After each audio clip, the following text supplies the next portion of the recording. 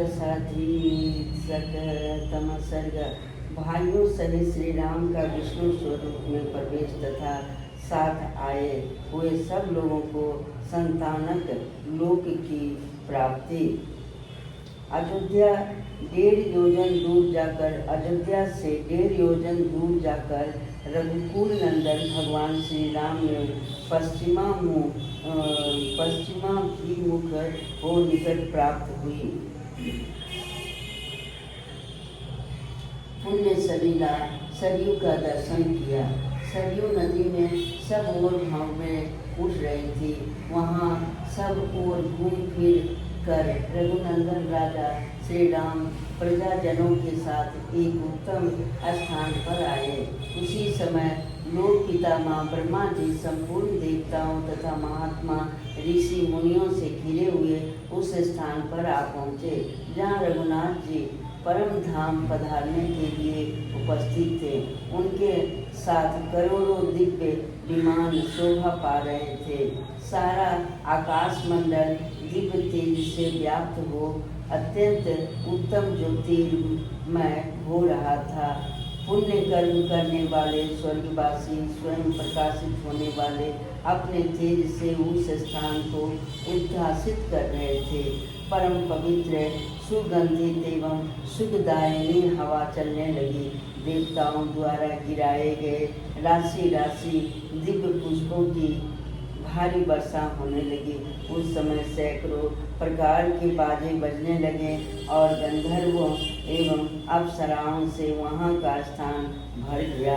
इतने में ही श्री रामचंद्र जी सरयू के जल में प्रवेश करने के लिए दोनों पैरों से आगे बढ़ने लगे। तब ब्रह्मा जी आकाश से ही बोले, श्री विष्णु स्वरूप रघुनंदन, आइए, आपका कल्याण हो। हमारा बड़ा सौभाग्य है जो आप अपने परम धाम को पधार रहे हैं। महाबाहो, आप देवतुल्य तेजस्वी भाइयों के साथ अपने स्वरूप भूत लोक में प्रवेश करें। आप जिस स्वरूप में प्रवेश करना चाहें अपने उसी स्वरूप में प्रवेश करें। महातेजस्वी परमेश्वर, आपकी इच्छा हो तो चतुर्भुज विष्णु रूप में ही प्रवेश करें अथवा अपने सनातन आकाश में अव्यक्त ब्रह्म रूप में ही विराजमान हो। देव, आप ही संपूर्ण लोगों के आश्रय हैं। आपकी पुरातन पत्नी योग्य माता हार्दिनी शक्ति स्वरूपा जो विशाल लोचना सीता देवी हैं, उनको छोड़कर दूसरे कोई आपको यथार्थ रूप से नहीं जानते हैं, क्योंकि आप अचिंत्य, अविनाशी तथा जरा आदि अवस्थाओं से रहित पर ब्रह्म हैं। अतः महातेजस्वी राघवेंद्र, आप जिसमें चाहें अपने उसी स्वरूप में प्रवेश करें, प्रतिष्ठित हों। पितामह ब्रह्मा जी की यह बात सुनकर परम बुद्धिमान श्री रघुनाथ जी ने कुछ निश्चय करके भाइयों के साथ शरीर सहित अपने वैष्णव तेज में प्रवेश किया।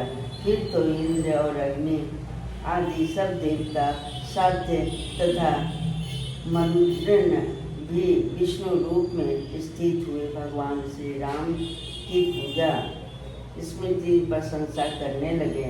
तदंतर जो दिव्य ऋषि गंधर्व अप्सराएं गरुड़ नाग यक्ष दैत्य दानव और राक्षस थे, वे भी फलस्वरूप भगवान का गुणगान करने लगे।